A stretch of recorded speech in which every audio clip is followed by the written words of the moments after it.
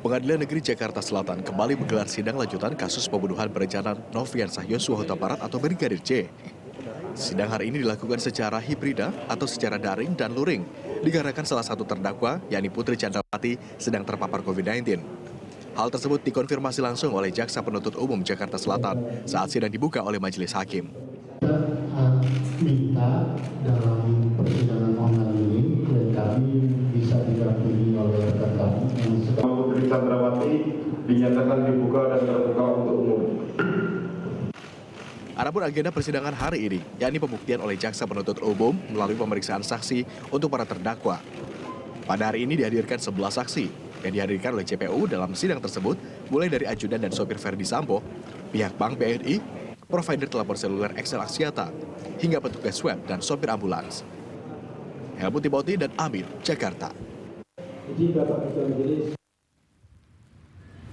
Saat ini sidang kasus dugaan pembunuhan berencana terhadap Brigadir Yosua dan juga kasus perintangan terhadap penyidikan yang juga ini berlangsung secara paralel ini kembali dilanjutkan setelah kita tahu sebelumnya selama sepekan sempat ditunda. Selama persidangan bergulir, khususnya selama agenda pemeriksaan saksi-saksi muncul narasi bahwa hakim bersikap kurang tegas. Kita akan bahas hari ini. Hakim tegas, kasus tuntas. Sudah hadir bersama dengan kita di studio BTV yang ada di Semanggi, Jakarta. Ada Bapak Sugeng Teguh Santoso, Ketua Indonesia Police Watch. Selamat datang, Pak Sugeng. Selamat sore, Mbak Stefani. Selamat sore. Sore, sudah sore sekarang ya. Semangatnya masih siang, Pak Sugeng. Ya. Juga sudah bergabung bersama kita secara daring ada Bapak Kudri Sitompul dan juga Bapak Halius Husen sudah bergabung juga di studio BTV. Selamat sore, pemirsa. Dan juga ada Pak Marwarar juga sudah bergabung bersama kita melalui Zoom. Selamat sore, Pak Marwarar.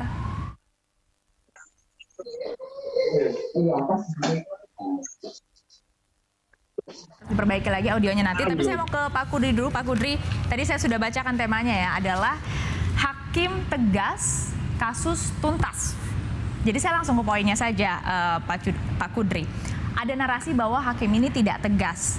Anda melihatnya demikian atau tidak? Kalau kita berbicara berdasarkan Kitab Undang-Undang Hukum Acara Pidana, apakah memang sebenarnya ada dalam KUHP itu tolok ukur atau apa kita bilang ya, ukurannya tegas atau tidak? Atau sebenarnya ini hanya sekadar persepsi, Pak Kudri? Ya, tegas itu kan maksudnya adalah hakim itu melaksanakan semua prosedur-prosedur yang sudah diatur di dalam undang-undang maupun peraturan-peraturan derivasi di bawahnya. Nah, kita tahu bahwa hukum acara pidana itu salah satu ajasnya adalah ajas legalitas. Artinya hakim itu koridornya adalah di dalam undang-undang, ya, dalam peraturan. Nah, di dalam koridor itu, itulah yang kita sebut adalah diskresinya hakim. Nah, diskresinya ini tentu bisa menimbulkan persepsi dari pihak mana gitu. Apakah bisa timbul persepsi dari penuntut umum ataupun dari persepsinya terdakwa atau penasihat hukumnya. Nah, itu sangat relatif ya. Sejauh itu misalnya masih dibolehkan ke undang-undang, nah itu kita tegas gitu. Jadi ketegasan itu artinya merujuk kepada peraturan perundang-undangan. Demikian, Mbak. Berarti Pak Kudri, kalau Anda melihat tahapan persidangan ini yang saat ini sudah sampai ke pemeriksaan saksi-saksi, Anda melihat ini masih bisa dikatakan on the track, lagi-lagi dalam arti sesuai dengan KUHP, berdasarkan KUHP? Iya, saya kira kalau dari lihat pelaksanaan sidang yang dilaksanakan oleh ketua majelis, itu saya kira masih dalam jalur atau track, jadi on the track gitu. Tetapi memang banyak juga misalnya ya ini kan hakim ini juga kan harus memperhatikan bahwa kasus ini kan sudah menjadi perhatian publik, ya kan. Nah, saya kira sejauh masih bisa di dalam track yang ini, saya kira keinginan publik, saya kira bisa dipenuhi gitu ya. Nah, kan, jangan misalnya berlindung ini adalah kebijakan hakim gitu. Jadi dalam hal ini juga menurut saya hakim ini juga harus memenuhi lah keinginan publik. Nah, soal ketegasan, ya ini kalau misalnya publik merasa bahwa ada keputusan atau diskresi dalam persidangan itu yang menurut publik menguntungkan terdakwa atau katakanlah ya ini kena persepsi, itu dianggap tidak tegas gitu loh. Tapi dari sisi hakim itu dibilang ya ini kan masih on the track gitu.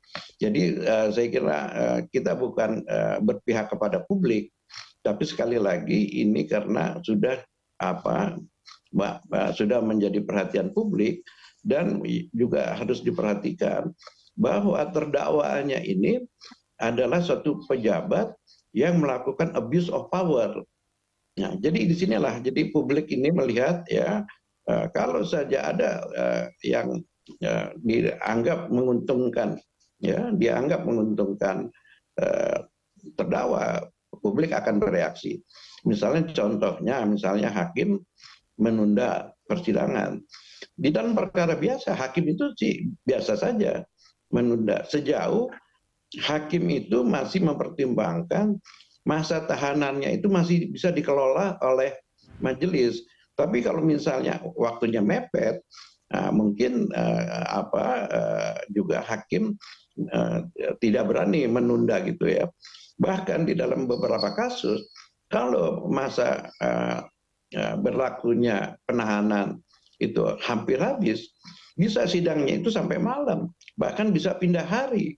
Ya, misalnya dimulai dari sore, katakan jam 2 atau jam 1, ya bisa dilakukan sampai jam 1 berikutnya. Nah, jadi saya katakan, yang banyak misalnya publik menganggap hakim itu tidak tegas, itu salah satunya itu. Nah, juga misalnya ketidaktegasan hakim itu selalu mengatakan kepada saksi-saksi jangan berbohong, nanti akan bisa dikenakan ancaman pidana. Nah, tetapi kita lihat beberapa peristiwa atau katakanlah keterangan-keterangan yang diberikan saksi yang menurut common sense-nya publik. Anda tadi menyebut soal penundaan sidang juga. Lalu ada sidang ini dilaksanakan juga tidak ada audionya.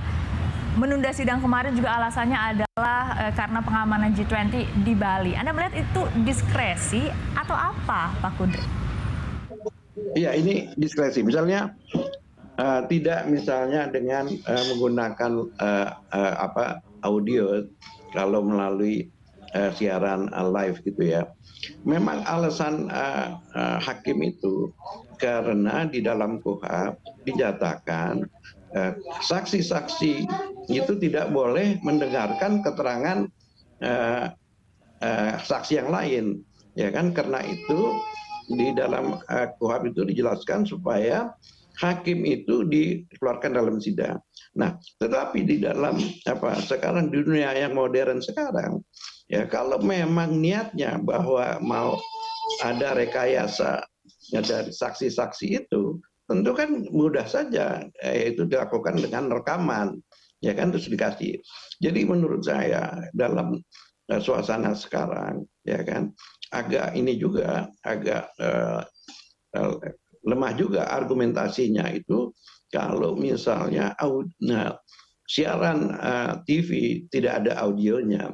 Terus sekarang juga kenyataannya reporter itu bisa merekam, ya kan, merekam dari pengeras suara, ya kan. Nah, rekaman itu kan di dubbing ya dengan gambar. Jadi saya kira ya kan dalam hal ini saya kira lebih bijak kalau hakimnya ya kan bisa mengizinkan media TV atau elektronik lainnya untuk live gitu. Nah, saya kira inilah ya yang catatan-catatan atau keluhan-keluhan publik terhadap diskresi yang diambil oleh hakim. Dengan transparan itu juga yang dihadap oleh masyarakat ya, Pak Kudri. Saya mau ke Pak Sugeng. Pak Sugeng, Anda sendiri melihat karena ini kasusnya melibatkan saksinya banyak polisi, terdakwanya pun banyak polisi. Apakah ini menurut Anda menjadi salah satu faktor munculnya persepsi bahwa hakim kurang tegas atau tidak tegas? Atau Anda punya pendapat lain? Tegas itu, hakim itu fokus untuk apa? Menjaga tertib sidang, ya, tertib sidang. Kalau ada yang ribut, dia tidak bisa kemudian bersikap tegas, persidangan akan terganggu, ya. Kemudian mentaati prosedur-prosedur, dia harus tegas. Ketika prosedurnya memang adalah memeriksa saksi, ya, misalnya saksinya harus yang satu keluar atau dia harus tetap di dalam, dia harus menjaga prosedur itu, ya.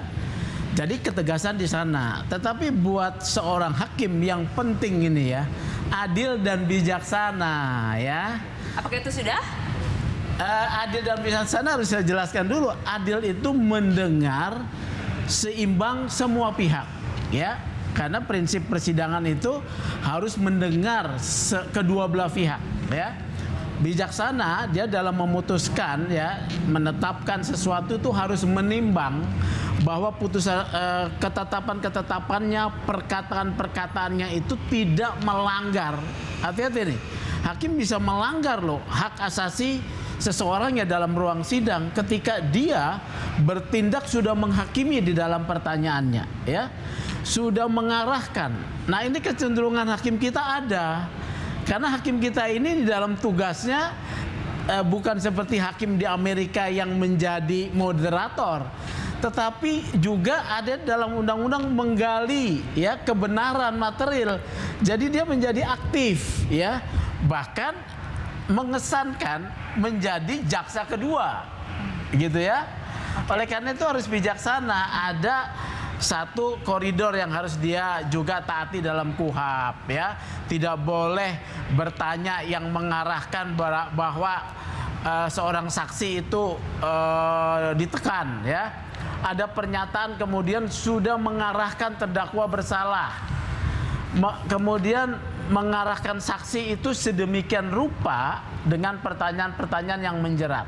Nah, di sini jadi saya bilang hakim itu yang penting adil dan bijaksana, tegas menjaga ketertiban, prosedur, ya, di sana. Jangan menjadi jaksa kedua. Nanti kita akan tanyakan pendapat dari kacamata mantan jaksa yang akan bergabung bersama Berita Satu Sore. Tetaplah bersama kami segera kembali untuk Anda.